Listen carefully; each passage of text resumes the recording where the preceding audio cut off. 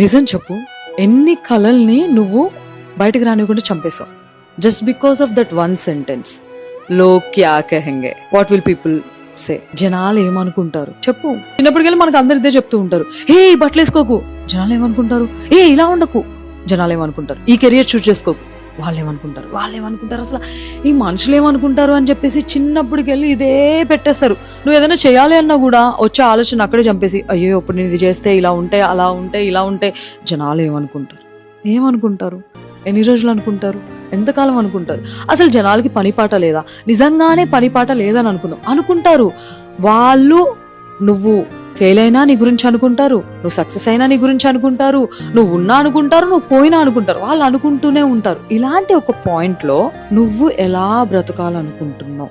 At the end ఒకటి గుర్తుపెట్టుకో, నీకు బాధ వచ్చినా వాళ్ళు నైట్ టైం నువ్వు ఏడ్చేటప్పుడు నీతో ఉండరు, అండ్ నీ లైఫ్ లో డిజాస్టర్ జరిగినా వాళ్ళు నీతో ఉండరు అంతే. నువ్వే హ్యాండిల్ చేయాలి. ఇట్స్ యూ, నీ లైఫ్, నీ డ్రీమ్స్, నీ చాయిసెస్, నీ పీస్, నీ లైఫ్ మాత్రమే నువ్వే హ్యాండిల్ చేయాలి. ఏదైనా బెస్ట్ ఆర్ ది వర్స్ట్, జనాలు ఏమనుకుంటారు పక్కన పెట్టే. లైఫ్ లో జనాల కోసం బ్రతకడం ఆపేసి, ఎందుకనంటే వన్ డే నువ్వు ఆలోచిస్తే జనాల కోసం బతికావా లేదంటే నువ్వు హ్యాపీగా సాటిస్ఫైడ్ గా బతికావా అనేది క్వశ్చన్ చేసుకుంటే నీకు ఆన్సర్ తెలియాలి. అండ్ ఆ ఆన్సర్ రిగ్రెటా లేదంటే రిలీఫా, ద చాయిస్ ఇస్ యోర్స్.